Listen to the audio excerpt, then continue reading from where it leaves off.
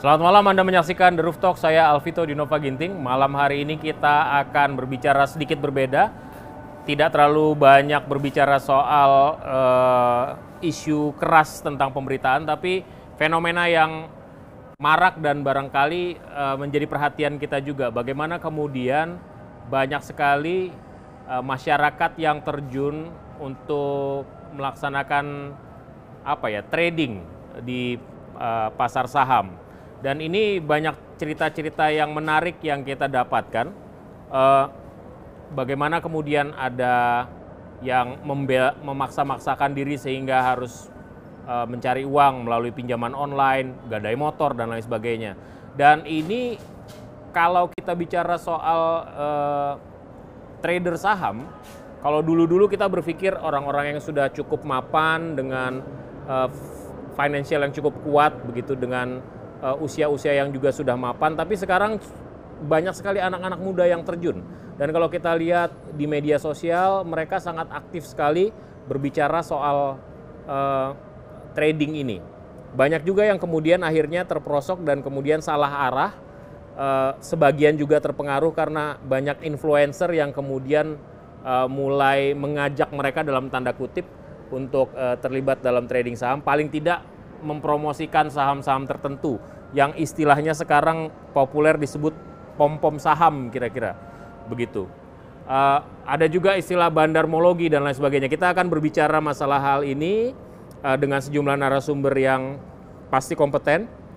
Yang pertama adalah Pandu Patria Syahrir, Komisaris PT Bursa Efek Indonesia. Ada juga Aidil Akbar Majid, perencana keuangan. Ada komika dan entertainer, tapi sekarang labelnya ditambah lagi menjadi investor saham, Yuda Keling atau Yuda Ramadan namanya. Kita lebih familiar dengan Yuda Keling. Ada juga satu lagi narasumber yang mungkin akan join dengan kita di tengah-tengah perbincangan ini. Selamat malam Bapak-bapak, apa kabar? Malam. Malam. Baik, izinkan saya untuk memulai dari Yuda terlebih dahulu, karena Yuda ini setahu saya ngefansnya sama Yuda itu karena Yuda stand up komedian gitu kan, mulai dari ajang pencarian bakat komika, kemudian juga stand up di mana-mana. Belakangan ini di media sosial lebih aktif sebagai trader, kira-kira seperti itu, dan ceritanya selalu nyangkut, selalu boncos dan nyangkut, kira-kira begitu. Sebenarnya kalau boleh tahu, Yuda mulai masuk ke saham untuk trading itu kapan dan alasannya apa? Inisiatif dari mana kemudian memulai itu?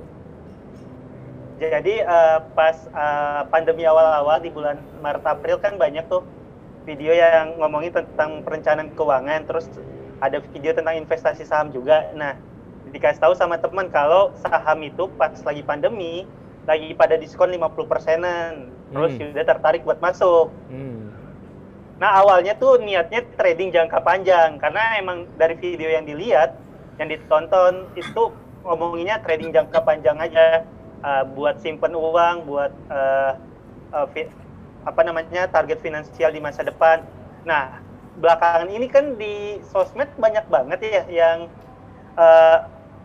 beli hari ini cuma satu hari langsung cuan 15%, beli langsung cuan 25%. Akhirnya tergoda lah untuk ikut ke saham-saham kayak gitu.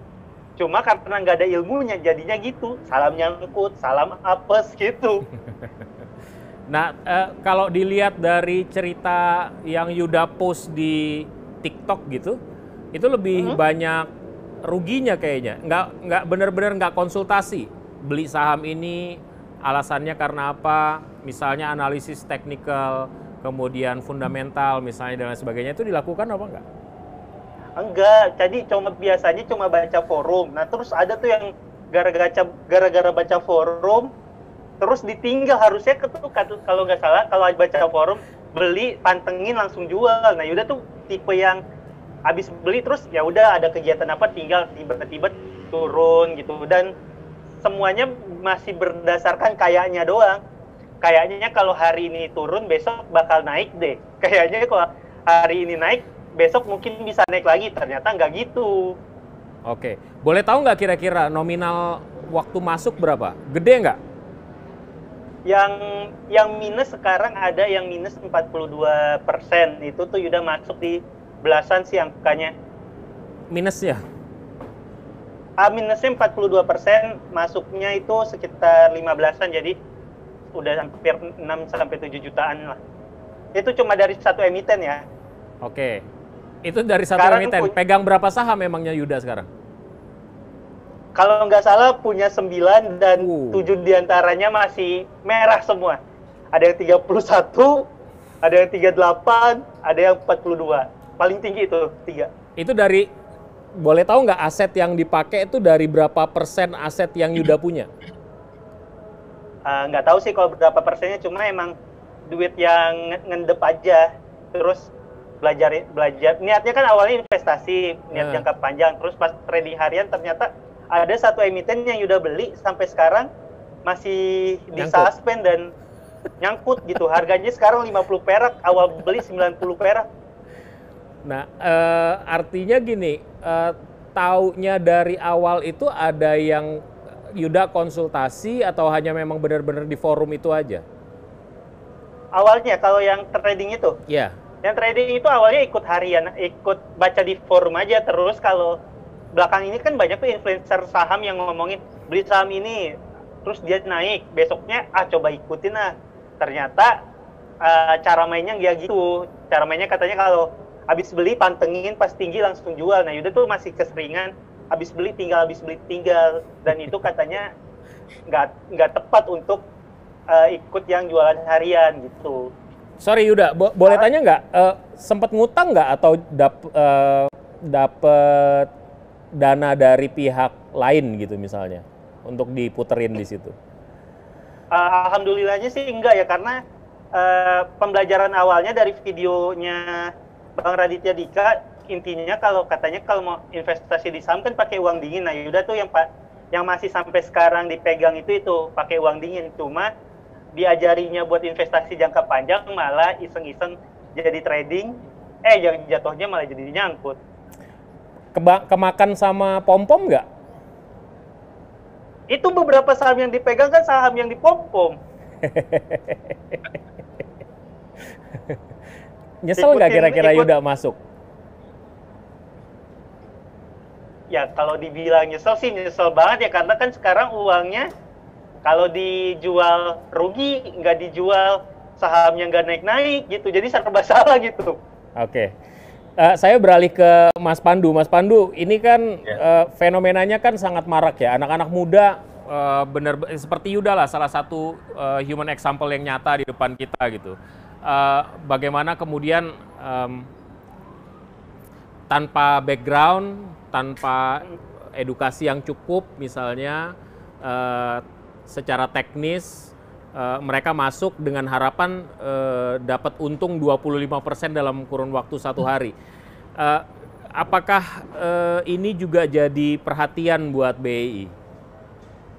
Jadi ini mungkin, makasih nih loh Mas, dikasih waktu juga Mas Yuda, nice to meet you juga, Mas Aidil, nice to meet you. Sama-sama nih, salam perkenalan, karena baru kenal kayak ketemu tapi sering nonton di YouTube juga Mas Yuda, jadi keren. Makasih. Jadi ini jadi apa namanya, kalau soal saham nih, ini bener-bener abis COVID ya, gara-gara COVID dari bulan Maret tuh saya ngomong cerita dikit deh, 1 menit aja. Kita tuh dari 1,3 juta orang yang ada tuh yang ikut pelanggan atau maksudnya yang register, sekarang nih kita udah 4 juta Mas. Wow, itu selama kurun waktu pandemi aja? 10 bulan, jadi itu kurang lebih 10.000 per hari. Oke. Banyak banget. Dan dari sisi itu bisa dibilang lebih dari 75% berumur 28 tahun ke bawah. Berapa? 75%? 75% itu di bawah umur 28 tahun ke bawah, Mas. Kapitalisasi mereka berapa rata-rata, Mas ya? Jadi kalau mereka tuh mungkin rata-rata rekening tuh 5-10 juta rupiah berbuka. Untuk usia segitu sih sebenarnya penting banget ya angka segitu ya? Buat saya memengaruhi karena mereka kan masa depan, jadi mereka insya Allah akan dapat penambahan pendapatan 10 tahun dari sekarang mereka nambah, jadi sangat penting mereka mempunyai pengalaman yang positif untuk berinvestasi di saham. Jadi tugas saya, kenapa saya oke nih berbicara, memang salah satunya adalah untuk sharing, Mas Yuda sama Mas Aidil. Mas Aidil saya tahu expert banget lah untuk urusan investasi. Nah, kalau dari sisi saya nih, kebetulan kan saya jadi komisaris baru ditunjuk pertengahan tahun lalu. Pengalaman saya juga investasi juga, Mas Yuda. Saya juga udah 20 tahun dari umur 5 tahun. Jadi saya udah pengen bilang umur saya 25 lah, tapi itu juga bohong. Sama Mas Yuda. Ya pengen, boleh dong. Kan saya pengen tetap muda kayak Mas Yuda gitu loh. Nah, tapi memang fenomena ini Mas sebenarnya bukan sesuatu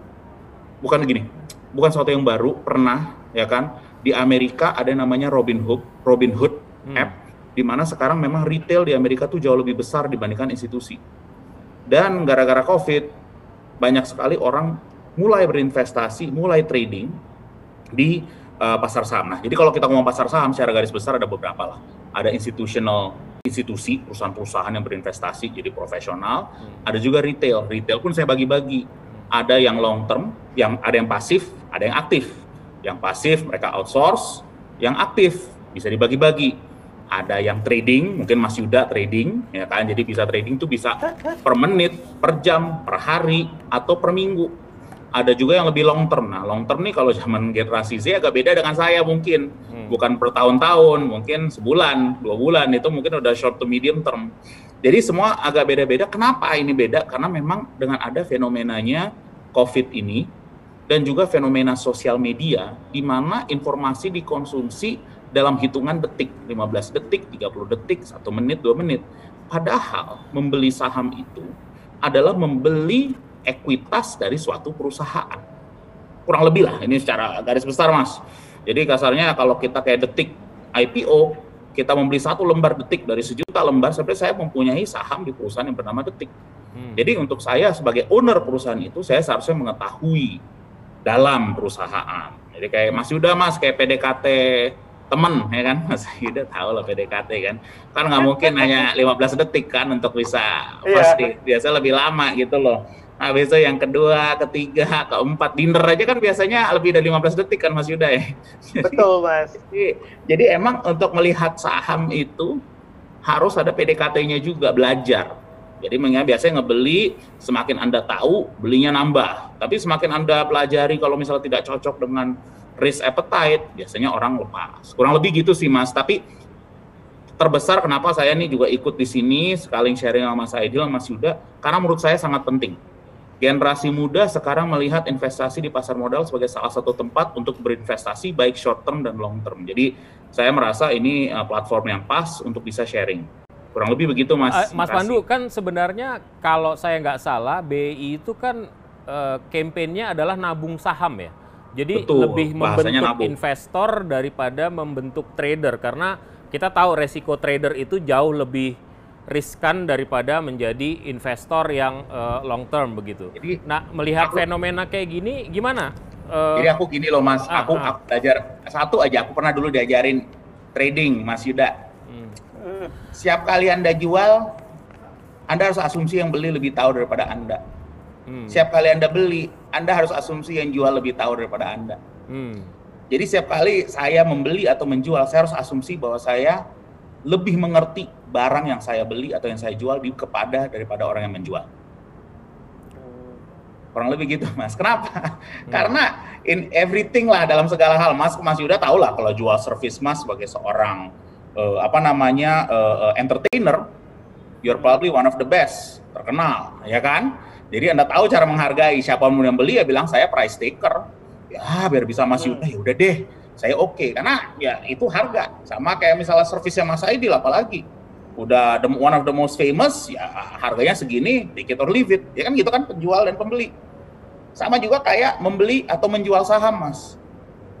Kalau Anda membeli dan menjual dan di mana informasi Mas atau Yuda hanya dari satu blog atau dari satu informasi, asumsi saya 99% lawan di seberang lebih tahu daripada Anda. Asumsi nih. Ya sih kejadian itu Mas. Gimana? Ya saya nggak ngomong. Nah, gimana Mas Yuda? Biar jelasin deh. Jadi sering banget kan ini Yuda tuh investasi saham, mencoba-coba trader tanpa ada pengetahuan lebih ya. cuma ngikutin doang, ngikutin tren. Sering banget apa yang dijual tuh langsung naik besoknya, karena ini mah enggak, ini udah jelek nih, udah minus, kita jual aja lah biar ruginya nggak makin banyak. Besoknya malah naik, malah arah. Benernya ini bos, Mas Yuda, ini sebenarnya gara-gara sosial media emang lebih gampang aja diseminasi informasi. Sebenarnya hal-hal seperti ini sudah lama terjadi. Hanya bedanya kita ada tambahan 2,7 juta orang yang pertama kali investasi di saham. Jadi tugas saya makanya tugas saya tuh saya pengen sharing aja pengalaman-pengalaman. Saya pengen Mas Yuda punya pengalaman yang positif nabung di pasar modal. Kalau Mas Aidil udah sangat tahu nih, karena tadi ngomongnya sebelum tadi acara live udah ngomongin soal yang lain-lain, di mana kelihatannya Mas Aidil nih udah expert. Jadi saya juga ya nggak mungkin lah saya ngajarin jenderal bagaimana berbaris, saya nggak berani. Jadi saya bilang saya hanya bisa sharing gitu loh. Jadi Mas Yuda kalau boleh hanya satu aja, apapun yang misal nanti Mas Yuda beli, etc. cek, recheck, dan recheck lagi. Ya kan? Kalau ada 3 recheck biasanya oke. Ya kan? Biasanya kalau Mas beli mobil atau beli motor pasti ceknya 3 kali kan? Ya kan? Kalau beli saham jangan hanya sekali Mas, gitu loh. Oke. Saya kalau mau beli apa-apaan malah cari review di YouTube dulu malah. Makanya. Saham nggak pakai Bang. Oke, saya ke Aidil Akbar. Mas Aidil, ini ya kita tahu bersama bahwa salah satu yang mengkontribusi lonjakan trader atau investor yang masuk ke BEI yang seperti dikatakan Mas Pandu itu adalah sosial media. Bagaimana pola penyampaian yang sangat-sangat casual, dan ya itu juga ada orang katakan itu gerakan pom-pom bersama begitu, misalnya ada bandarmologi yang ngebandarin orang-orang untuk jualan saham tertentu yang pada akhirnya disebut saham gorengan, ternyata begitu orang masuk ternyata disuspend dan lain sebagainya. Seperti juga katakan kan ada unsur edukasi finansial juga di situ ya. Nah, kita perlu khawatir nggak sih anak-anak muda dengan dana yang sangat-sangat terbatas, dana yang barangkali tabungan mereka atau jangan-jangan ya cuman segitu-segitunya, terus kemudian dia masuk chip in tanpa ada ilmunya gitu, daripada kayak gitu mendingan melakukan kegiatan lain gitu. Bagaimana menurut pendapat Mas Aidil soal itu? Ya, kalau khawatir sih saya setuju ya, bahwa jangan sampai seperti Mas Pandu katakan tadi, ini jangan sampai anak-anak muda yang 2,7 juta investor baru, investor pemula ya, kemudian jadi kapok gitu ya, jadi kapok terus malah ngomong kemana-mana, wah saham ini nggak oke, ini judi nih, gua rugi sekian puluh juta misalnya gitu ya. Ya, kayak Mas Yuda tadi bilang kan, gua agak menyesal nih gitu, jangan sampai itu kejadian. Makanya kenapa penting. Kalau bicara masalah pom-pom sendiri, sebenarnya ini udah lama terjadi gitu. Jadi zaman dahulu kala kita bicara 15 tahun yang lalu, saya baru pulang Indonesia tahun 2000, itu udah terjadi, tapi zaman dulu itu kan belum ada online trading, belum ada sosial media. Jadi pom-pom itu dilakukan di yang namanya galeri. Jadi para sekuritas itu punya galeri, ya kan? Jadi zaman dulu tuh yang kena itulah orang-orang yang masuk ke galeri, kemudian dia di depan komputer, dia main saham, terus di sebelah kanan sebelah kiri ada yang bisikin tuh, ya, saham ini akan naik, saham ini akan turun. Jadi konsepnya waktu itu seperti itu. Nah, kemudian sekarang berpindahlah konsep itu ke sosial media, betul, dengan adanya forum, dengan adanya WhatsApp group, Telegram group, dan lain sebagainya, yang kemudian mungkin ada 1, 2 atau beberapa yang memanfaatkan kesempatan ini yang memang untuk menarik minat, karena mungkin anak muda kan jiwa minatnya gitu ya, pengen untung cepat gitu kan. Kemudian kalau di screenshot dipasang di sosial media kayaknya keren gitu ya. Yang pasang yang hijau-hijau aja kan ya Mas Yuda ya. Yang merah nggak pernah dipasang ya. Kalau Yuda tiap hari yang dipasang yang merah. Betul. Gitu. So jadi ya sih kalau menurut saya sih kita harus sama-sama nih ya, Mas Pandu, saya juga bersedia gitu, nanti kita kolaborasi juga dengan Mas Yuda juga untuk yuk kita edukasi lagi ya, mumpung ini belum terlambat gitu ya. Karena memang kemarin berita yang cukup mengkhawatirkan adalah ketika mereka sudah mulai menggunakan pinjaman atau menjual aset. Nah, ini yang kemudian jadi berbahaya gitu ya. Apalagi kemudian pakai pinjaman online gitu ya. Betul sekali. Tapi kalau kayak Mas Yuda udah benar tuh tadi, pakai uang dinginnya udah benar. Tapi kemudian harus dipisahkan lagi tradingnya seperti apa ya. yang mau, kalau trading itu seperti Mas Pandu katakan, ada yang trading harian, saya termasuk day trader gitu ya, ada yang trading mingguan gitu. Nah, jadi kalau mau trading itu gimana sih caranya, apa saham apa yang harus dilihat, kemudian kita sebagai trader tuh biasanya punya namanya trading plan gitu ya, berapa target return kita, karena seorang trader sejati itu ketika dia melakukan trading, dia tidak boleh punya feeling. Ini buat Mas Yuda ya, dan buat teman-teman yang lain juga. Jadi artinya gini, kalau saham saya naik 15%, saya biasa aja tuh. Kalau saham saya turun 5%, 10%, saya biasa aja. Gitu ya. Jadi ketika saham saya naik 5%, 10%, saya keluar take profit. Ketika saham saya turun 3% sampai 5%, saya cut loss. Udah, selesai. It's just another day, gitu aja. It's just another trade, gitu ya. Nah, itu yang benar-benar seorang trader sejati yang dia bisa pasang posisi 2, 3, sampai 5 kali per hari bahkan, gitu ya. Atau kita ngitung. Karena trader yang dibilang day trader, itu seyogianya menghitung return on investment-nya dia adalah mingguan atau bulanan. Jadi yang dihitung adalah berdasarkan berapa kali posisi profit dia dibandingin posisi loss-nya dia. Jadi kalau saya misalnya trading sehari 2 kali posisi ya, pagi sama siang, kemudian 22 hari kerja, dari 22 hari kerja saya berarti kan kali 2, 44 kali trading kan, dari 44 kali trading, 30 kali saya menang, 10 kali saya kalah, itu on average pasti saya masih profit, dan profit saya bisa antara 20-30% per bulan, gitu loh. Mas Aidil, sorry saya potong ya. Ya. Ini kan profesi financial planner itu kan kita tahu marak di pertengahan 2000-an barangkali ya. Ya, betul. Ada Aidil Akbar, ada Prita, kawan saya satu kampus dulu, kemudian ada Ligwina dan lain sebagainya yang tidak bisa sebutkan satu persatu. Teman-teman financial planner tuh selalu bilang, sebelum investasi siapkan dana darurat dulu, dana darurat 6 bulan. Dan yang di-endorse waktu itu atau dianjurkan oleh financial planner itu ketimbang saham adalah mutual fund gitu ya.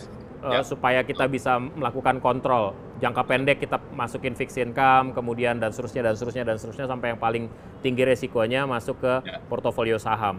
Ini kan melompat kemudian kan, kita tidak mendengar financial planner atau edukator bidang financial itu ngomong soal ayo masuk ke saham, kita trading harian dan lain sebagainya. Missing link-nya tuh di mana nih? Apakah memang karena fenomena pandemi, kemudian orang menganggap bahwa ya gua nggak punya terlalu banyak pilihan, karena itu masuk ke trading atau gimana? Itu missing link-nya di mana sebenarnya?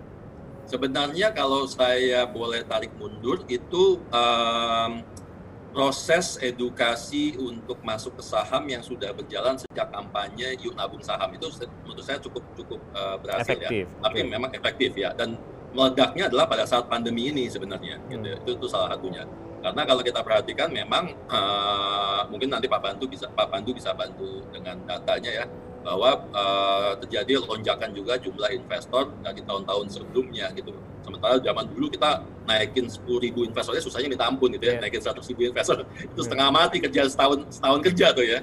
Nah, itu satu hal. Terus kedua, balik lagi tadi sosial media dan adanya influencer dan beberapa juga financial planner baru ya, yang saya bisa katakan baru nggak sampai 5 tahun yang memang kasus maksudnya. Ya, salah satunya kena kasus. Ya, itu yang memang secara tegas bilang kita nggak main reksadana. Gitu. Reksadana tuh lelet kerjanya, gitu ya. Padahal secara perencanaan keuangan seperti kata Mas Alvito tadi, bahwa kita mesti financial check up kita mesti sehat dulu, mesti ada dulu dari emergency fund, kita udah punya asuransi dulu, gitu ya, cash flow kita aman dulu, kemudian long term investment kita aman dulu, baru kemudian masuk ke investment, dan kita mulai dari reksadana. Karena kenapa? Itu adalah pengenalan untuk orang masuk ke bursa, lihat dulu resiko, oh naik turun nggak apa-apa. Once mereka merasa nyaman, beberapa dari klien saya yang udah 2-3 tahun ikut sama saya, baru kemudian kita bukakan rekening efek gitu ya. Nah, dari situ baru kemudian kita ajarkan mereka untuk beli saham dulu, beli saham sebagai investment jangka panjang. Setelah mereka nyaman setahun 2 tahun, baru larinya ke investasi atau trading saham. Nah, yang terjadi sekarang anak muda milenial tadi dengan jiwanya yang menggebu-gebu, jiwa miskinku meronta-ronta. Gimana gitu, pengen cepet kaya mendadak, apalagi influencernya nunjukin ada mobil mewah, kemarin baru naik private jet gitu kan, semuanya kebakar tuh pengen cepet-cepet kaya kan, dan begitu ngelihat ini ada cara cepet bisa kaya dengan cara main saham, yang ditunjukin kan yang profit, kita kan nggak tahu nih kayak Mas Yuda, dia nunjukin profit 20% atau 15%, padahal dia investnya cuma 1 lot, kita nggak tahu kan. Gitu ya, modalnya cuma 100.000, dia profitnya 180.000, misalnya naik 80.000 kan profitnya cuma 1 lot, nggak terlalu besar kan. Yang itu kan persentasenya, bukan jumlah nominal yang dia investasi. Nah ini yang membuat kemudian anak muda, terus kemudian tadi Mas Alvito mulai maraknya bahwa sebenarnya bagus ya, bagus untuk memotivasi anak muda men-screenshot kemudian memposting di sosial media, entah itu Instagram, entah itu Twitter, entah itu Facebook ya. Tapi kemudian tadi ketika tidak diarahkan dengan benar kemana mereka harus mencari informasi, datanglah misalnya ke financial planner, datanglah ke bursa efek untuk mereka bisa tahu seperti apa sih posisi kalau Anda jadi investor, seperti apa posisi kalau Anda jadi seorang trader. Dan trader pun seperti Mas Pandu katakan tadi, itu pun ada macam-macam levelnya gitu. Ada yang day trading, ada yang swing trader gitu ya. Nah, dengan cara seperti itu barulah kita bisa mendidik lah, atau paling nggak memberikan masukan-masukan buat teman-teman. Ini loh, kayak contohnya Mas Yuda tadi bilang, saya nggak punya waktu, saya habis pasang posisi lepas misalnya gitu. Nah, sebenarnya ada caranya gitu. Ada beberapa sekuritas yang bisa memberikan fasilitas namanya stop loss gitu ya. Jadi habis beli di 1.000, pasang stop loss di 950 misalnya, atau di 900. Jadi ketika dia turun 10%, otomatis dia out, atau 5% tergantung berapa kekuatan kita menanggung resiko kerugian misalnya. Okay. Nah, hal-hal yang seperti ini kan mungkin tidak diungkapkan ya. Jadi yang dibakar itu hanya semangatnya untuk masuk ke saham gitu ya, karena besok mau profit 15-20%. Okay. Gitu. Saya juga akan menyapa Ellen May, investor saham yang sudah sangat-sangat populer juga di sosial media dan di dunia financial activity gitu ya. Mbak Ellen kalau boleh berbagi, langsung aja ya saya tanya ya, ini fenomena begitu banyak orang yang masuk ke dunia trading, bukan sebagai investor, tapi sebagai trader harian gitu. Kemudian maraknya sosial media mengendorse itu.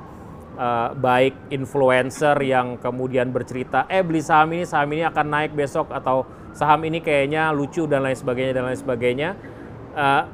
Apakah fenomena ini mengkhawatirkan buat Anda? Karena kita bicara soal kagetan nih, semuanya serba kaget, semuanya serba cepat, pengen jadi trader yang unggul dan handal dan kaya raya segera gitu. Gimana?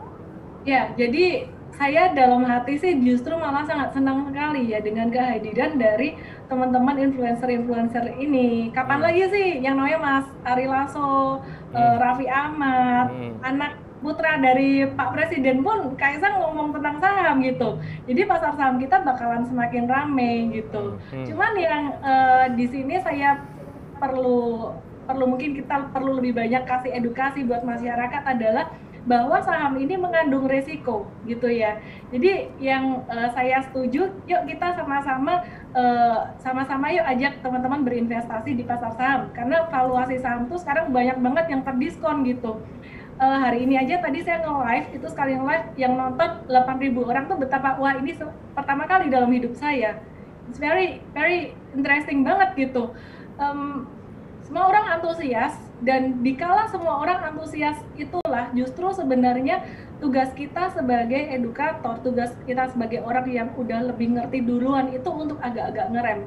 Jadi mungkin ada bedanya antara influencer, educator, dan juga regulator. Di sini ada Pak Pandu. Halo Pak Pandu. Halo, Ellen, apa kabar? Ya Pak, baik Pak. Jadi di sini tugas kita sama-sama untuk ngegas dan ngerem, tahu kapan ngegas dan ngeremnya. Ketika mereka ketakutan kayak 2 hari terakhir ini, aduh turun semua, cut loss ya, kita coba kasih tahu, oh saham ini fundamentalnya bagus, hold aja lah, long term investing, makanya jangan kamu trading terus gitu. Trading kena cut loss, habis di cut loss naik, kalau nggak di cut loss bablas turun, wah itu sakit hati kan. Itu bener sih, itu Sorry aku nambahin tuh Mbak Ellen, nah, ada dua, satu tuh yang Mbak Ellen tuh bilang bener, kalau aku tuh perumpamannya selalu ngomong, kalau kita kayak di Shopee, saya kan kebetulan juga di Shopee, kalau 12-12 diskon 15% free ongkir, semua orang semangat beli barang, ya kan? Karena padahal nih barang konsumtif semua kan yang dibeli, tapi kalau saham yang bagus diskon 15% orang malah jual, padahal itu adalah aset yang produktif. Jadi kan dunia kebalik-balik tuh, aku bilang lah. Kalau di Shopee 11-11, 12-12 semua semangat banget beli. Pas lagi hari ini pada turun 2 hari 3 hari terakhir, kok malah orang semangatnya pada jual ya? Nah itu Padahal dia.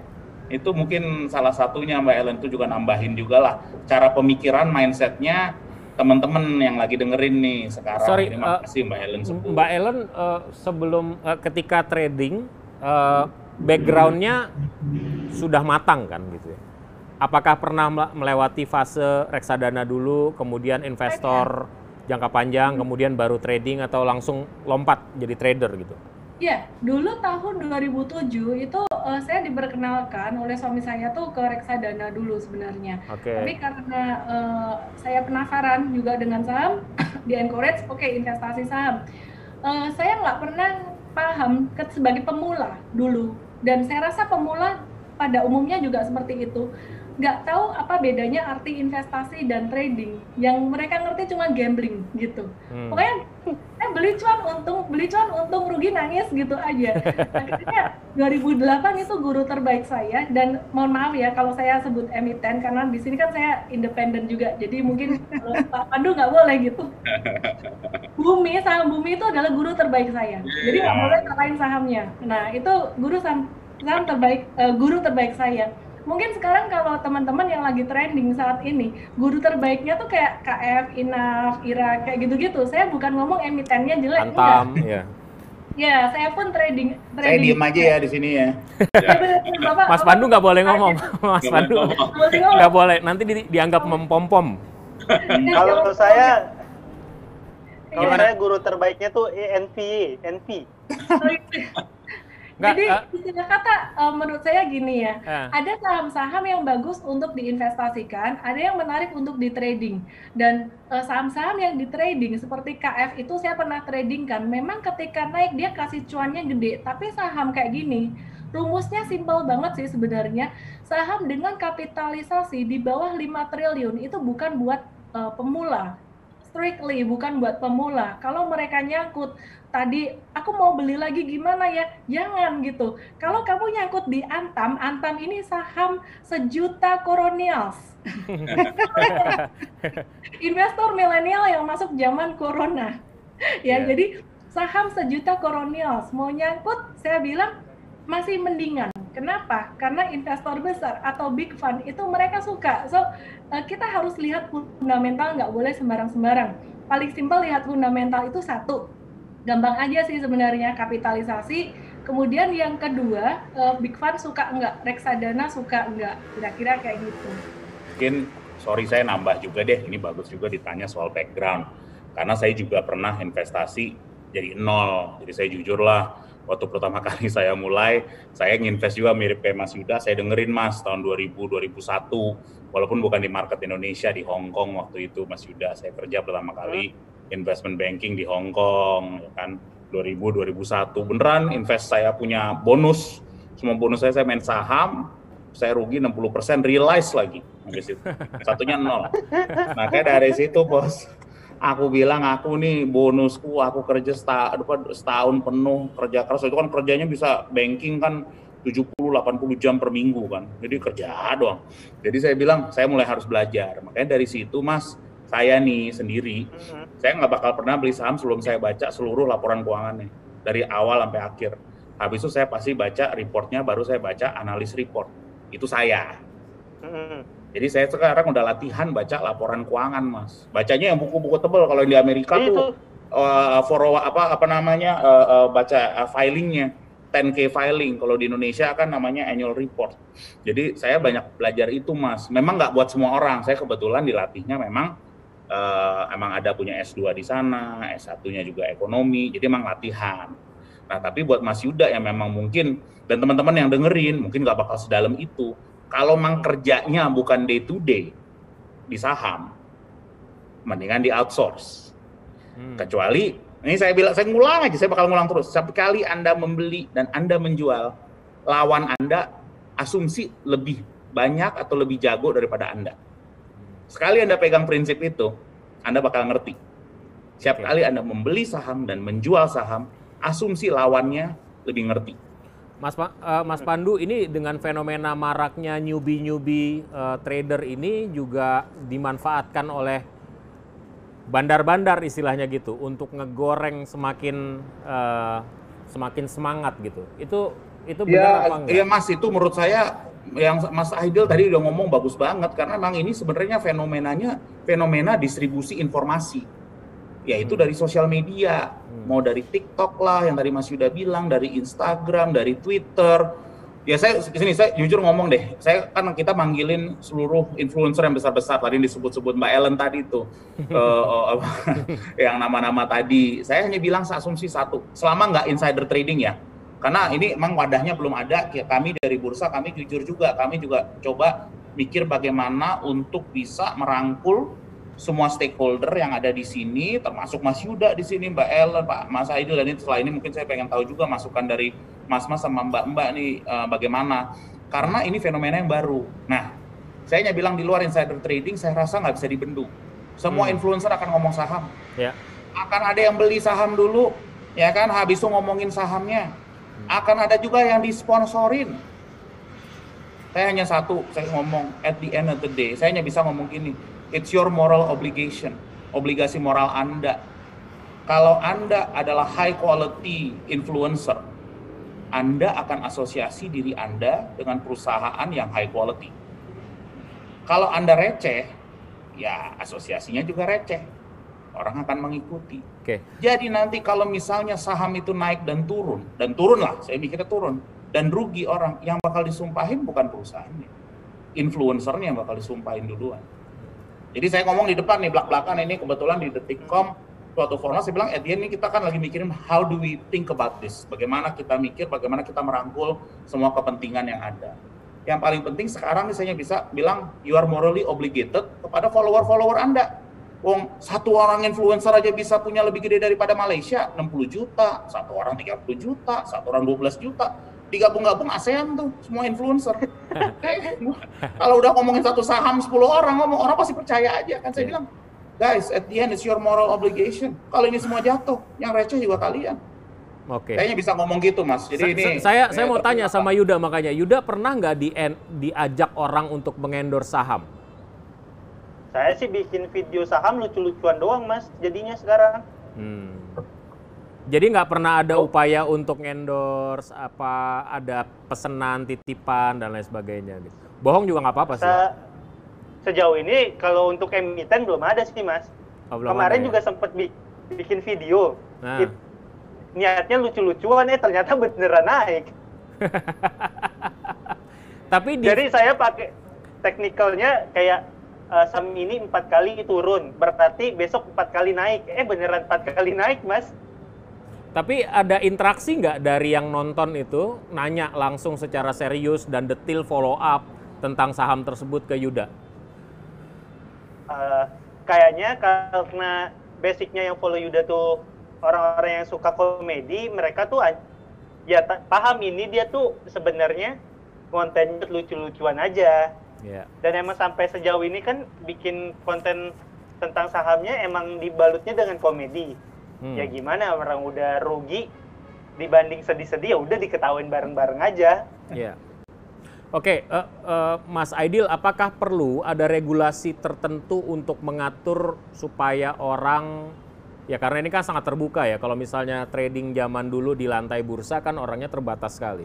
Ini kan mulai dari anak-anak sampai emak-emak bisa nonton, dan kemudian gue punya tabungan 5 juta nih yang gue umpetin dari suami gue trading deh gitu misalnya. Karena si ini ngomong, gue beli ini dan lain sebagainya. Apakah harus ada regulasi khusus yang mengatur sehingga orang nggak boleh sembarangan ngomong di sosial media terkait dengan itu? Walaupun agak sulit ya, saya paham itu akan sangat sulit. Ya, memang sih gini, paling tidak kita kembalikan kepada aturan yang udah ada dulu sekarang gitu ya. Jadi siapa aja sih pihak-pihak yang punya kapasitas untuk bisa bicara di publik mengenai saham. Itu dulu kan udah ada lisensinya ya, kita bicara kalau di pasar modal itu kan ada 4 lisensi kan, ada WMI, kemudian ada WPPE, ada WPEE, sama ada WAPAN ya. WPPE itu adalah untuk broker deal, untuk dia bisa transaksi saham, itu adalah license yang paling minim dimiliki ketika mereka mau melakukan transaksi saham ataupun mengelola uang nasabah itu sebagai broker lah istilahnya gitu ya. Meskipun nanti WPPE dipecah 2 lagi. Jadi saya rasa itu adalah salah satu pintu gerbang awal mungkin Mas Pandu untuk bisa ngatur paling enggak ya, menertibkan. Saya yakin sih mungkin akan sulit juga, tapi paling enggak kita udah punya pegangan dulu sih gitu ya. Bahwa untuk mereka yang bisa bicara di publik harus minimal, kalau nggak salah WPP itu sekarang terbagi 2 license-nya. Ada yang memang sebagai trader, tapi ada juga yang sebagai marketing. Nah, yang marketing ini ujiannya nggak terlalu sulit, tapi mereka punya basic-nya pasar modal, gitu ya. Itu kalau di luar negeri, setahu saya waktu saya dulu di Amerika, memang ada aturan yang sangat ketat. Bahkan saya sebagai financial planner pun tidak bisa sembarangan bicara di sosial media, karena terikat kepada lisensi yang saya miliki waktu itu.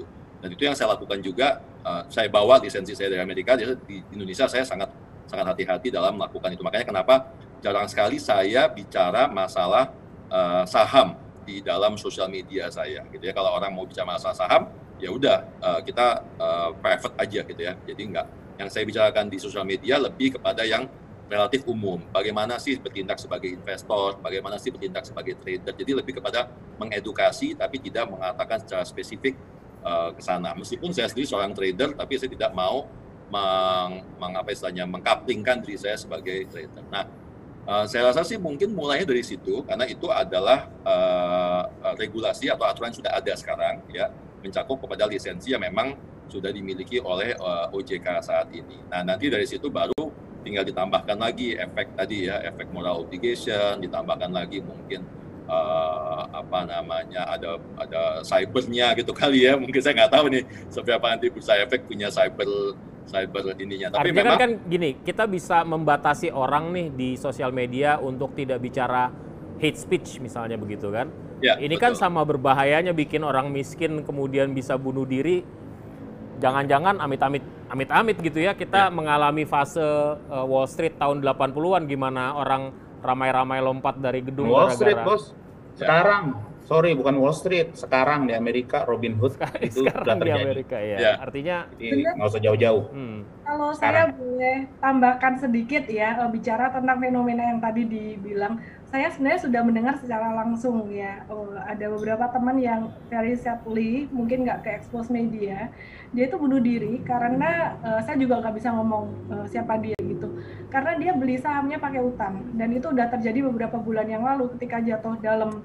Jadi ya di sini tadi saya merasa sangat penting sekali yang kayak Pak Aidil katakan, Pak Pandu katakan, di mana kita perlu punya satu landasan ilmu sertifikasi seperti itu. Saya sendiri di sini ada WMI juga.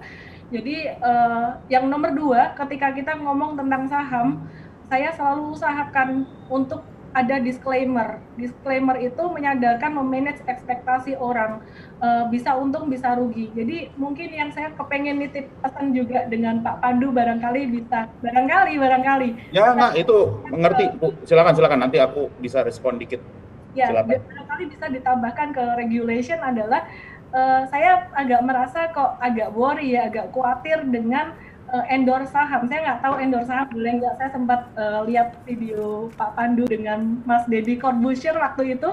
Jadi endorse saham boleh nggak sih? Mungkin saya nggak tahu. Correct me if I wrong.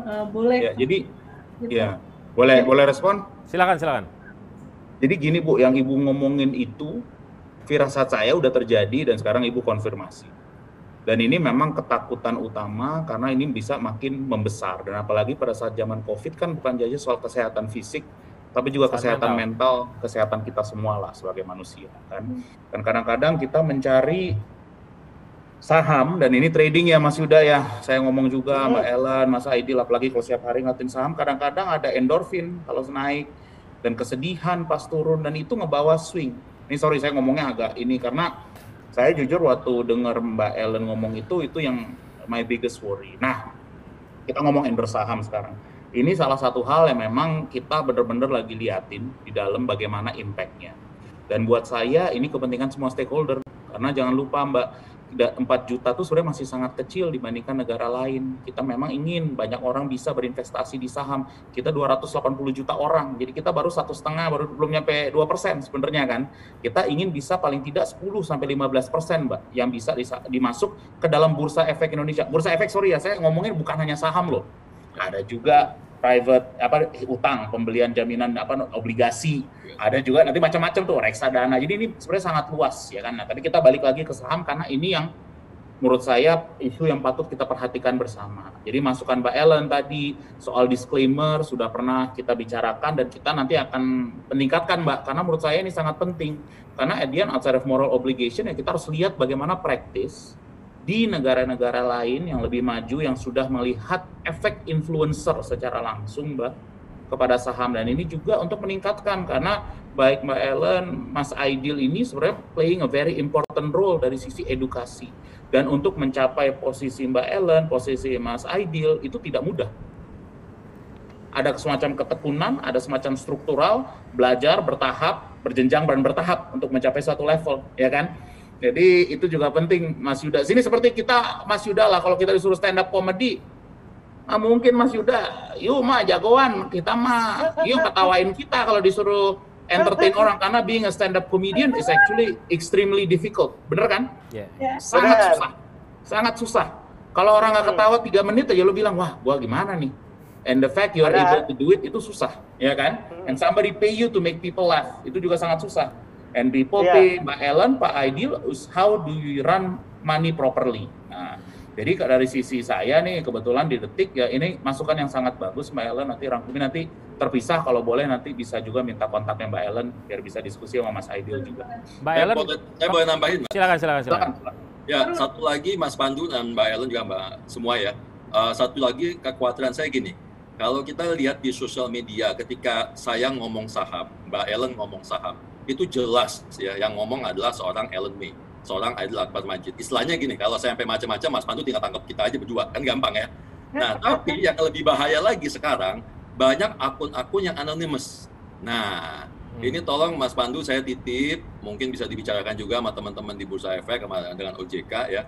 Banyak akun-akun yang memang anonymous, entah kalau anonymous dia adalah mewakili perusahaannya dia, itu masih oke. Tapi kalau dia nggak jelas siapa orang admin di belakangnya, kemudian mengatakan bahwa ekonomi Indonesia akan A, akan B, saham ini akan naik, nah itu siapa yang bertanggung jawab? Itu pertanyaannya. Gitu ya. Jadi di luar dari license tadi ya, ini banyak sekali. Entah kita nggak tahu kenapa reasoning mereka anonymous, mungkin mereka masih kerja di perusahaan, atau mungkin mereka cuma punya background sedikit tentang saham. Dan ini bisa, yang saya khawatirkan karena buzzer udah sepi, politik sudah stabil, beralih sektor ya, dari sektor politik ke buzzing saham jadinya gitu ya. Boleh nggak tambahin sedikit aja? Saya agak kemarin jujur ya, saya ini orangnya idealis gitu, agak-agak idealis. Kadang idealisme saya juga harus saya rem dikit gitu. I'm very agree with Pak Pandu dengan Pak Aidil gitu. Kehadiran influencer saham ini membuat kita sangat-sangat happy sekali. Industri saham jadi super ramai and I'm very happy gitu. Satu hal yang saya agak ngerasa kurang gimana ya, kayak worry aja gitu. Dimana kalau endorse saham, influencer dibayar, misalkan, kamu ngomong bagus dong, pastinya kalau dibayar nggak mungkin dong dia mau ngomong jelek gitu. Nah itu akan membuat jadi analisis itu menjadi bias. Nah analisis yang bagus itu adalah analisis yang objektif, di mana kita independen, tidak terikat dengan ini emiten ini dia mau nge-live dengan saya misalkan di Instagram, mau bayar, saya nggak mau gitu, pokoknya nggak ada bayar-bayar gitu. Kalau emiten kamu bagus, saya bilang bagus, emiten kamu nggak bagus, saya bilang ya maaf kata, your fundamental is still struggling, atau malah saya nggak kasih ruang sama sekali di Instagram live saya. Jadi ke depan ya itu mungkin satu titipan lagi buat Pak Pandu, mohon maaf ya Pak ya, banyak titip. Apa-apa, bagus. Jadi tentang endorsement untuk ini mungkin ya perlu barangkali perlu dikaji atau gimana gitu, karena satu kekhawatiran kita adalah takutnya terjadi bubble di pasar saham penambahan jumlah investor banyak, tapi jangan sampai nanti yang kecewa jauh lebih banyak dan keluar story-story kayak kemarin pakai pinjol, pakai apa sampai mereka nggak bisa sekolah, itu kan malah jadi jelek-jelekin saham gitu, investasi saham. Ya itu memang makanya sekarang nih orang hanya taunya ARB itu menjadi suatu huruf-huruf 3-letter word yang sekarang udah di meme segala. Saya juga ngikutin karena menurut saya perkembangan yang unik dan saya nggak bilang worrying ya. Emang ini perkembangan yang kita harus tahu ya kan, dari sisi bursa kan kita setengah playing public private role Mbak. Jadi ya yang masukannya Mbak Ellen, masukannya Mas Aidil, masukannya Mas Yuda juga sangat penting. Makanya saya juga ikutin followin nanti TikToknya Mas Yuda abis ini nih. Karena buat saya penting Mas, karena lihat ini saya tahu lah. Nggak, sebenarnya saya senang aja ngeliatin TikTok sama Instagram sebenarnya itu. Yuda kalau boleh tanya, TikTok saya nggak ada yang joget Pak. Nggak usah joget nih, kan katanya ngomongin saham, kan aku bukan nontonin kamu joget. Gitu. Yuda, tapi in all seriousness, menurut saya kita harus tahu bahwa ini nggak terbendungin juga Mbak Ellen, jadi memang harus nanti ada pembuatan sikap lah. Itu pun nanti insya Allah kami bisa diskusi di dalam bagaimana bentuk sikapnya, masukan dari Mbak Ellen, Mas Aidil, dan teman-teman lain yang memang care tentang pasar modal ini penting. Dan kita ingin pengalaman Mas Yuda dan teman-teman yang pertama kali masuk positif. Oke. Itu penting. Yuda, saya tanya, terakhir top up kapan? Berapa banyak kira-kira? Saya sih udah nggak top up seminggu ini ya, karena sahamnya yang ditaruh kan udah pada merah semua, terus belum punya dana dingin lain, jadi ya udah diemin aja dulu. Jadi nggak ada rasa penasaran gitu ya kan, ngeliatin, mantau terus, oh ini harusnya gue beli sekarang nih apa segala macam gitu. Pengennya beli, cuma itu karena diajarin pakai uang dingin dan sempat baca-baca juga soal pinjaman online, takut gitu. Takutnya kalau pakai uang yang misal buat bayar kuliah terus dipakai besok-besok ARB lagi kagak balik-balik gitu.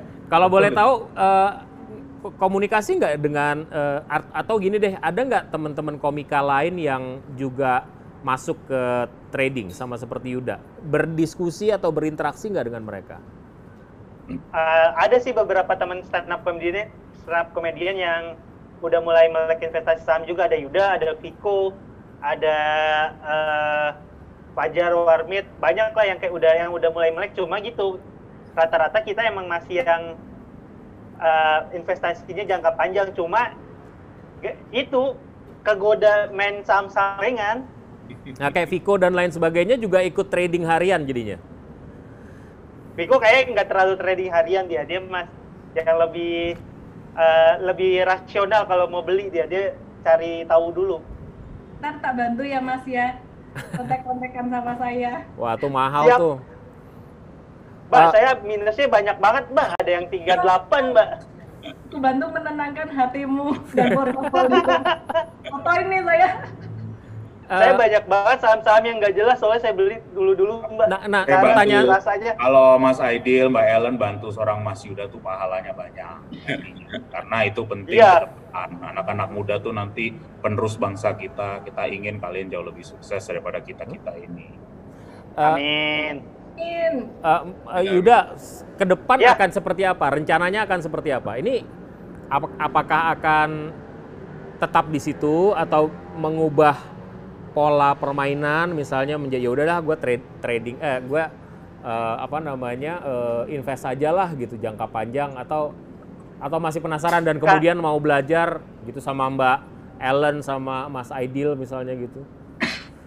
Karena pengetahuannya masih minim, kayaknya udah belakangan ini tuh udah mulai beli ke saham-saham yang tadi sempat dibilang yang fundamentalnya kuat, yang seenggaknya yang perusahaannya bisa Yuda kenalin sendiri gitu, misal kayak bank apa atau telekomunikasi apa. Nah dulu yang sekarang sering nyangkut itu saham-saham yang keikutan influencer gitu, yang saham-saham yang rame diomongin ikut masuk lupa keluar, jadinya pengennya sih nantinya jadi investor jangka panjang aja, karena pengetahuannya juga masih terbatas. Nggak enak punya portofolio merah. Kayak rapotnya merah ya? Iya. Ya jelas lah punya portofolio merah nggak enak. Kalau di Cina enak, itu kebalik masalahnya. Oh iya. Atau Yuda barangkali mulai dari start from zero, misalnya reksadana dulu, misalnya pernah nggak sebelumnya masuk ke reksadana atau langsung lompat ke saham? Enggak, awalnya ikut reksadana saham dulu, udah nyoba beberapa bulan, terus nggak nampol ya? Nggak nampol dibilang, oh ya naiknya kan emang tipis-tipis ya kalau reksadana saham, terus udah saham lagi pada diskon. Nah, pas awal-awal tuh menyenangkan karena semua saham diskon, beli aja kan bakal naik. Nah, belakangan ini nih yang udah mulai terjerembabnya nih, pas pasarnya kayak gini nih. Ntar saya bantu deh, Mas. Thank you, Mbak Ellen. Gantian. Mas Yuda nanti gantian stand up bikin kita ketawa. Jadi kita siap. Pressure-nya lumayan, bantuin retail ngejawabin ini gimana, saya tiap hari bantuin tim jawabin itu. Jadi ini supaya kerut matanya agak berkurang, Mas. Mbak Ellen kan cukup aktif ya di sosial media untuk sharing ya. Saya nggak tahu itu lebih tepat menggunakan istilah edukasi atau sharing gitu. Interaksi yang terjadi, terutama anak-anak muda, generasi milenial dan generasi Z seumuran Yuda ini, banyak nggak dan apa yang kira-kira jadi materi interaksinya? Banyak banget, bahkan most of them adalah millennials dan generasi Z, dan materi edukasinya atau sharingnya setiap hari kita selalu bahasnya tuh muter-muter antara fundamental, technical terus. Dan saya bingungnya juga mereka nggak bosan. Saya sempat mikir, tapi orang-orang ini nggak bosan gitu. Dan yang lucu ketika saya ada emiten, saya review manajemen emiten seperti itu supaya mereka bisa kenal juga dengan manajemen perusahaan. Mereka nggak interested terlalu dalam gitu. Jadi yang mereka interested itu saya bahas banyak saham, mungkin kepentingannya banyak gitu. Intinya semakin banyak saham yang saya review, oh ini LC fundamentalnya gimana, teknikalnya gimana, ini boleh beli, ini jangan beli, kira-kira kayak gitulah. Ini cukup murah, yang ini kalau nyangkut ya masih mendingan, yang ini nyangkut udah bahaya banget, kamu harus cepat-cepat keluar. Itu mereka senang. Jadi kayak jawabannya tuh jawaban yang very basic, yang they need to do, kayak gue mesti ngapain ya gitu, ya Tuhan merah, aku mesti ngapain, dia masih aman nggak? Kalau masih aman mereka akan berkata, oh tenang gitu. Nanti kalau misalkan saya bilang suruh cut loss, jual apapun yang terjadi, nah itu mereka bisa kasih emoticon nangis-nangis gitu. Jadi lucu juga sih. Ada yang tragis nggak gitu, yang pengalaman yang Mbak Ellen temui langsung gitu ya? Misal saya rekomendasi kemudian mereka tragis gitu? Bukan, artinya cerita mereka tragis lah kira-kira gitu. Kalau yang di Instagram sih enggak, tapi mungkin kan personal ya. Oh, personal ya. Ya, kalau yang cerita secara langsung itu saya dengar teman saya, ya itu tadi yang sampai commit suicide itu.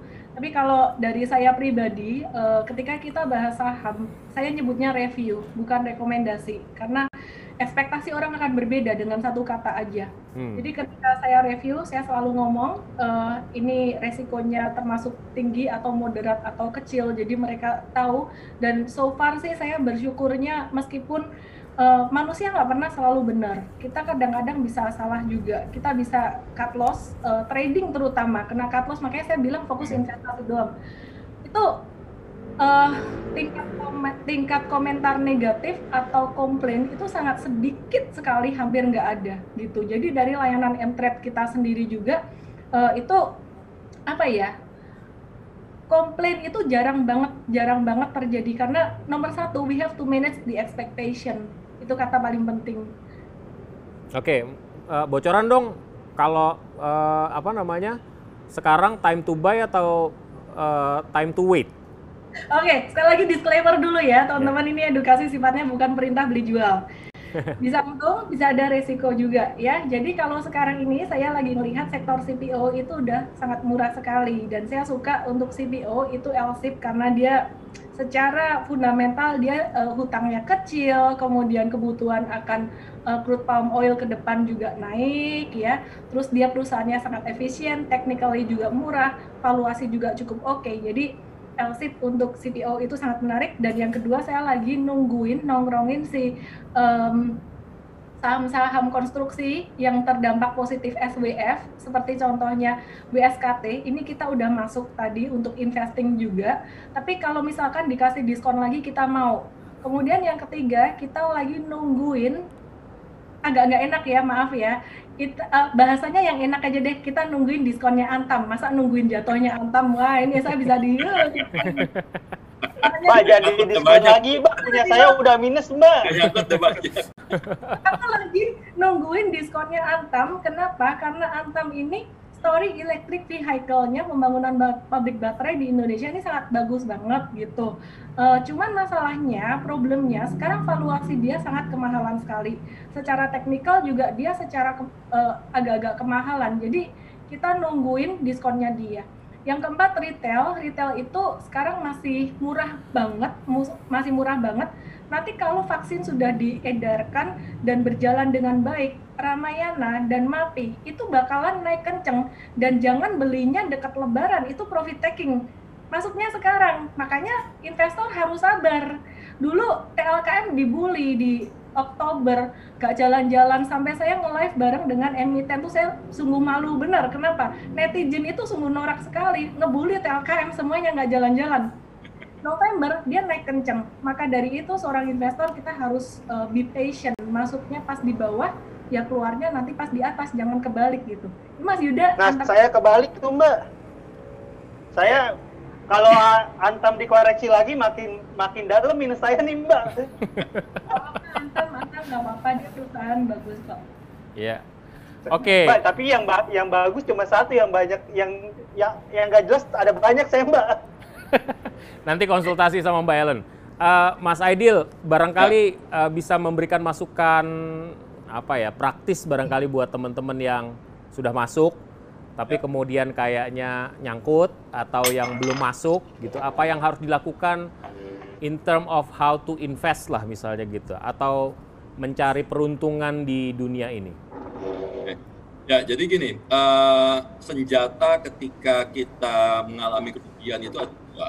Kalau kita sebagai seorang investor, maka senjatanya adalah kita masuk lagi di tarikan untung. Jadi saya nyambungin dari Mbak Ellen tadi ya, ketika Mbak Ellen bilang bahwa nungguin Antam diskon lagi gitu ya.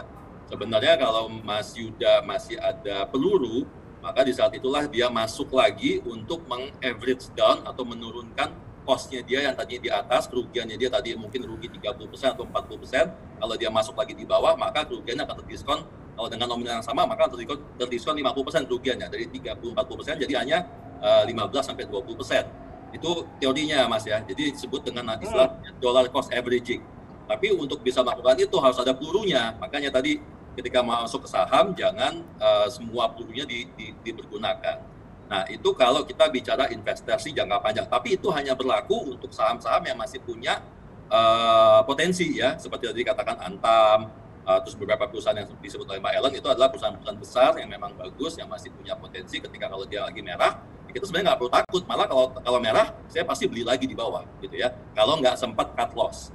Nah, tapi kalau untuk posisi trading, kita harus lihat lagi posisinya, apakah memang harus mengambil keputusan untuk cut loss. Ketika saham tersebut tidak bisa ada potensi lagi atau mendekati angka, kita sebutnya nyangkut lah ya, mendekati 50 perak gitu ya, atau 50 perak, cut loss itu kadang-kadang memang pil pahit yang harus kita telan gitu, karena istilahnya ngebersihin rapot kita lah gitu ya, supaya jangan merah itu ke bawah-bawah gitu. Kalau laporan keuangan tuh jangan sampai kerugian dari 2, 3, 4 tahun yang lalu ke bawah-bawah tuh sampai sekarang gitu kan. Jadi akhirnya malah merusak konsentrasi kita, merusak kita mau investasi saham ke depan dan sebagainya. Jadi anggap aja itu uang sekolah gitu. Jadi di antara semua, tadi ada 9 kan ya, ada 7 yang, di antara 7 yang merah, mana nih yang kira-kira memang sudah tidak ada prospek sama sekali, yang nyangkut terutama 50 perak, itu masih bisa keluar sebenarnya dengan pasar negosiasi di luar dari bursa ya. Jadi kalau misalnya ada yang nego, ya udah deh gue beli di 35, 40, ya udah ambil aja, telan aja pil pahit, karena udah nggak ada potensi lagi untuk dia bisa balik lagi gitu. Toh kan itu kan hanya sepertujuh dari portfolionya Mas Yuda atau buat teman-teman lain yang nonton gitu ya. Jadi strategi managing resiko di saham itu tadi 2 ya, cost averaging untuk investment atau investor jangka panjang, menengah panjang, atau ya mau nggak mau harus cut loss. Tapi memang ingat persentase cut loss itu semakin besar loss-nya atau semakin besar kerugian kita, maka akan semakin besar gain yang harus kita dapatkan untuk meregain lagi kerugian yang udah kita alami gitu. Jadi kalau kita, makanya kenapa saya katakan tadi di awal ada yang namanya trading plan kan, cut loss di 3%, cut loss di 5%, cut loss di 10%, itu masih dalam tahapan yang wajar karena cut loss 5% untuk regain dapat lagi kita harus naik profit sekitar 5-7%. Kalau cut loss di 10% berarti kita untuk dapatin profit lagi kita harus dapat gain di sekitar mungkin 15% misalnya gitu ya. Makin ke bawah-bawah makin banyak. Kalau tadi udah loss-nya 50%, maka untuk balikin duitnya lagi harus di 5%. Tapi belum tentu balikin uangnya di saham yang sama loh. Ya jadi bisa jadi Mas Yuda contohnya tadi bisa jadi cut loss di saham-saham yang jelek, yang memang udah nggak punya potensi, terus duitnya masukin aja di misalnya di Antam tadi ya, nungguin Mbak Ellen bilang ini udah diskon 20% masuk misalnya gitu ya, sehingga mereduce atau mengurangi kerugian. Itu salah satu teknik dan strategi yang bisa kita lakukan. Tapi balik lagi kembali harus selalu menggunakan uang dingin, jangan pernah pakai uang pinjaman gitu ya. Jangan pernah diaduk-aduk, dicampur-campur sama uang kuliah, sama uang biaya hidup setiap bulan. Dan yang paling penting secara finansial kita mesti sehat dulu gitu. Jadi make sure kita udah punya emergency fund. Karena kita lihat kan ini pandemi juga kayak 2021 juga masih akan terus ada nih ya, karena meskipun vaksin dan sebagainya kan masih bertahap gitu ya. So jadi kita tetap harus siap gitu, karena ada perusahaan tempat kita bekerja, ini buat teman-teman yang kerja ya, ada perusahaan tempat kita bekerja yang masih kuat secara financial, tapi ada juga yang mereka sebenarnya udah terbatuk-batuk. Jadi kita jangan sampai lagi asik-asik main saham, tiba-tiba perusahaan ini bilang, we're sorry gitu, kita nggak bisa lagi survive, kita harus lay off kalian, dan saat itu kalian terkunci gitu ya kalau sampai terjadi. Jadi fundamental financial planning harus balik lagi, harus sehat dulu, emergency fund yang mesti punya, kemudian asuransinya udah mesti cover gitu ya, kemudian investmentnya mesti cover juga, tujuan keuangannya mesti oke ya, kemudian cash flow-nya mesti oke. Terus mulai di mix juga, jadi kalau ada saham, ada reksadana saham, ada obligasi gitu ya, it's a good thing gitu ya, karena biasanya ketika saham turun, obligasi posisinya lumayan naik ya. Contohnya kayak kemarin selama 3 tahun terakhir, 5 tahun terakhir, kalau kita lihat reksadana, ketika reksadana saham jeblok, yang bisa survive itu adalah reksadana campuran. Kenapa? Karena ada obligasi di dalamnya. Ya, jadi banyak sekali millennials yang hanya melihatnya saham, padahal sebenarnya mereka bisa memix racikan portfolio mereka dengan lebih baik lagi. Jadi untuk investment jangka panjang lebih baik sih menurut saya masukin dulu reksadana, diamankan dulu di sana. Kemudian ketika mau masuk ke saham, dipecah lagi nih Mas Yuda, buat teman-teman lain juga, mana porsi yang saya memang akumulasi untuk jangka panjang investment, mana yang memang sebenarnya kategorinya play money, saya sebutnya play money ya. Jadi uang-uang yang memang cuma buat main, ya kalau hilang ya udah, emang gue cadangin buat hilang gitu, entah 5 juta, entah 10 juta, berapapun nominalnya. Oke. Gitu. Mas Pandu, seperti Mas Pandu katakan tadi, targetnya 12% dari orang Indonesia masuk ke saham. Ini kan pertumbuhan yang ditunggu sebenarnya oleh bursa kita, tapi bagaimana kemudian kita bisa mengontrol itu semua sehingga orang masuk nggak dengan mindset yang salah gitu? Ya, salah satunya ngomong di rooftop, ngomong di acara seperti ini. Kami tuh gini, dari sisi bursa, tugas kami itu kan salah satunya, dan ini yang merangkul teman-teman seperti Mbak Ellen, ya kan, Saidil ini, karena penting sekali, karena nggak bisa sendiri juga, dan kita tuh harus rajin banget berkomunikasi kepada adik-adik kita, teman-teman yang baru, karena benar-benar 75% di 28 tahun ke bawah yang pertama kali join, dan ini setiap hari naiknya 10.000 juga. Sebenarnya jujur Mas, overwhelming, seneng, overwhelming, tanggung jawabnya akan nambah. Kita harus mulai mikir secara struktural bagaimana berkomunikasi dengan baik. Jadi apa yang terjadi dengan influencer, saya rasa akan terus terjadi. Ya kita harus bisa membuat kasarnya rambu-rambu parameter bagaimana berkomunikasi at the end of the day. Jadi benar yang kata-kata tadi, efek negatifnya, setiap kali yang positif pasti ada lawannya. Bagaimana kita bikin rambu-rambu kerjanya, ya kan? Jadi itu salah satu memang melalui diskusi-diskusi seperti ini saya juga dapat banyak feedback yang saya harap nanti bisa menimbulkan sesuatu yang positif dari sisi koridor kerja. Jadi itu koridornya penting. ya kan. Jadi itu sih, dan saya pengen memang at the end of the day seorang Mas Yuda dan teman-teman Mas Yuda, karena Mas Yuda juga seorang influencer, bisa punya pengalaman yang positif Mas, 10, 20 tahun, 30 tahun ke depan, karena saya harap memang nabung di saham itu secara long term positif hasil. Gitu. Oke, tapi masih di BI atau ada tempat baru yang nanti kita kehilangan Mas Pandu di BI karena ada tugas baru atau gimana? Tugas baru di mana Mas? Di Ya, rooftop? Ya, ini kerjaan gua nyari insight sebagai jurnalis. Nggak bocor juga ternyata. Kita tunggu aja pengumumannya besok. Aduh, ampun Mas, aku di bursa ini tip lagi, saya nggak tahu masih ada berapa menit lagi.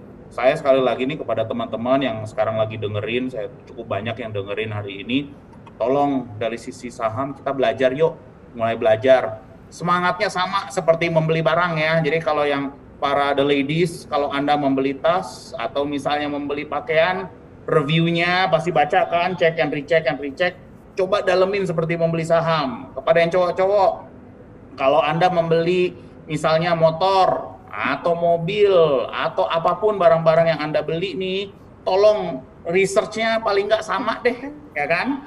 Ini penting nih dari sisi, karena pakai feeling kan, Anda pakai feeling, ya kan? Mbak Ellen udah mau ngomong sesuatu sebelum selesai. Mbak Ellen udah semangat banget nih, ya kan? Ini karena, ya kalau lihat tas diskon langsung ngajar kanan Pak. Tapi research-nya dalam kan, dia taunya detail nih tas yang kayak gini udah didalemin pakai hati. Tas diskon langsung hajar kanan. Nah itu mungkin mindsetnya kebawa masuk ke saham jadi kayak gitu. Jadi tolong kalau bisa didalamin, karena saya tuh nitip satu loh buat teman-teman adik-adik pertama kali nginvest ini. Kalau Anda investnya bener 10 tahun dari sekarang, investasi Anda bisa lebih besar daripada pendapatan, jauh berlipat-lipat. Anda bisa hidup hanya dari investasi saja nantinya. Jadi Anda free, you have the freedom to do whatever it is you want, ya kan? Tapi to do that, saya boleh nggak nitip, do it the right way. Just do it the right way. Belajar bertahap dan berjenjang. Tidak ada shortcut dalam hidup. Untuk menjadi seorang Ellen May, menjadi seorang Mas Aidil itu takes time.